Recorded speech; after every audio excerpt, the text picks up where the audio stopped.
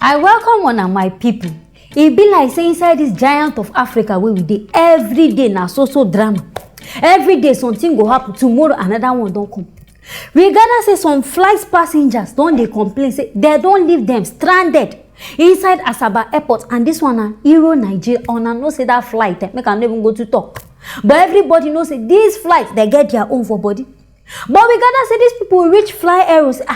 They don ready to come take their, and you know say inside Lagos or inside Nigeria, if you won't carry any flight, you suppose go there 2 times up 2 hours early. Because you know say if you no go when in fact you go surprise say they go just go at the time wey be say you no even expect. Now what to make that these people now can't go there early? Only for them to come, they know they follow them talk anything. Oh yeah, time don't reach for us to move on and no talk. They can't talk saying they won't delay this flight for 4 hours. I beg on, I won't delay flight for 4 on and not give them any good intention. On and not tell them say okay, now wait till they happen. No, they just leave these people for day. They can't even reason say okay, fine, I go she been at 4. No wahala. By the time we go move now 8 o'clock. On and not go surprise say 8 reach. These people come off their lights. Say they don't close inside airport. Airport they off light. Hey, now wow, my people. I beg they cannot follow me watch.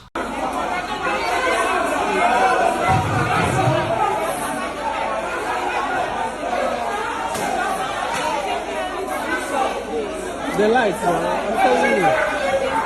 We're going to do this so that nobody will know. If you want to cancel flight, cancel it immediately the time passes. So that people can make alternative plans. You can't keep somebody. You can't keep somebody for 5-6 hours beyond the time, and then afterwards you can't tell them say you don't cancel it.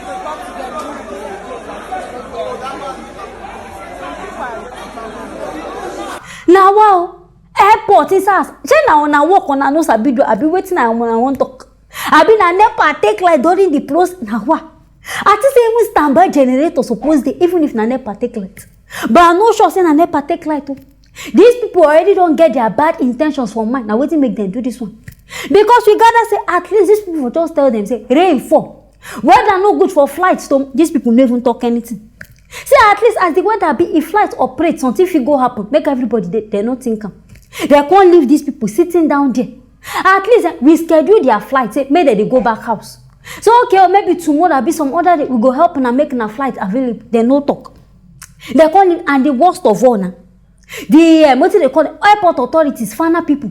We hear say immediately 6 now they all of them pack their bag. Say they don't they go. I beg now so now they run now government work. It be like say people wait there inside all this they go just they misbehave anyhow. People still there stranded as time reach for on carry na own bag say on they go. I beg the people on live inside this airport. I beg how on one made they do? Make they turn to winch fly. I be made they turn to bed fly go. Because this one they tell them say nothing one feel you. Say they don't take like time down this flight. No, it don't make sense. On supposed to on work as professional. Tell them say okay now like this they go, now like this they go. Because all of us know say one heavy downpour pour yesterday. So no how if flights go, make God forgive us, make something bad no go happen. Maybe now all this one the reason can't decide okay, make these flights no move.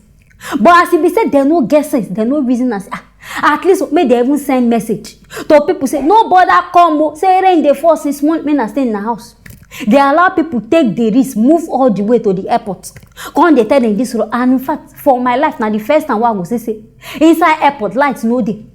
In which one I know say some people they sleep inside this place. Should in case they get any morning flight, they go sleep there. So this one when I come off like it means say on I know what they do. On I just want make these people go. But at least courtesy demand say on I give them the right information before I go do this one. This one on I just go spoil on a name anyhow. Because if you now see the comments where people they talk about on say on our flights do this, if you not even hear themselves, shock will catch on. But anyway, my people, now here I go end up for today. You will want enter aeroplane, you better look careful. They very careful before you go enter them. Anything you get talk about them, write them inside the comment section. Stay tuned for our next story.